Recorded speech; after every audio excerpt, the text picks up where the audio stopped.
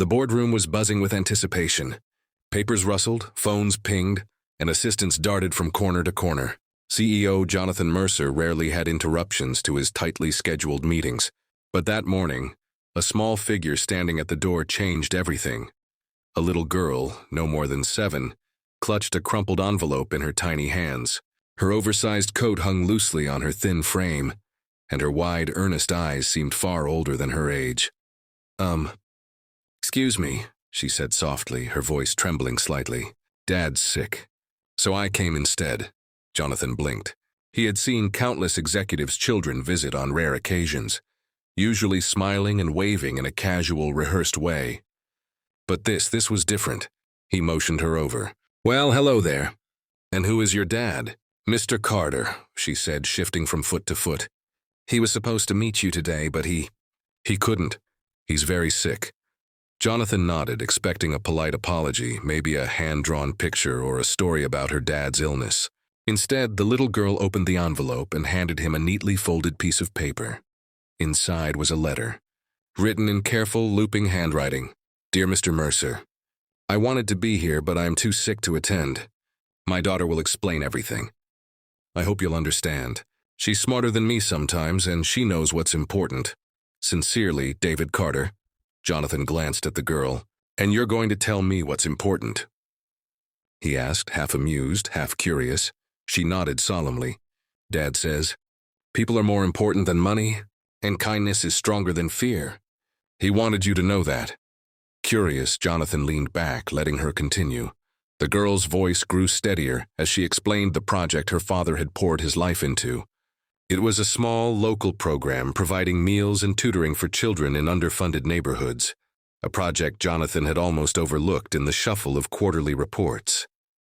But reading the numbers, seeing the passion her father had instilled, Jonathan felt a pang of recognition.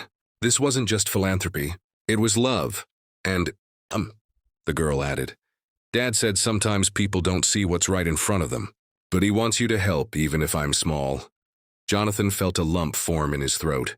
Here was a child, barely old enough to ride a bike without training wheels, teaching a grown man a lesson about responsibility, compassion, and human decency.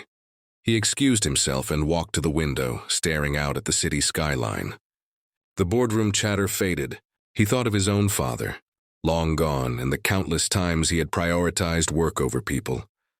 Suddenly, the numbers on the spreadsheets didn't matter as much. What mattered was helping someone, anyone in need.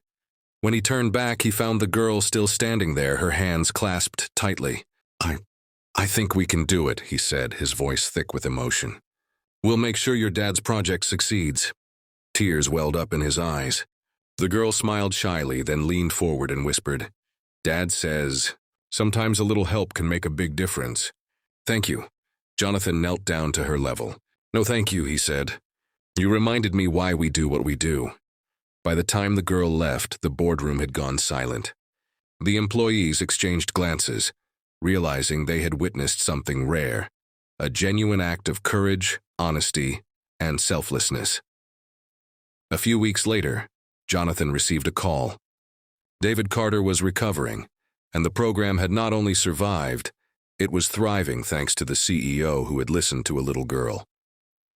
Jonathan often recounted that morning in speeches and board meetings. He would tell everyone, never underestimate the power of a child's courage or the wisdom in a simple act of kindness. Sometimes the people who teach us the most are the ones we least expect. And every time he thought of her, he smiled. A small girl had reminded a powerful man that humanity, compassion, and kindness are the true measures of success.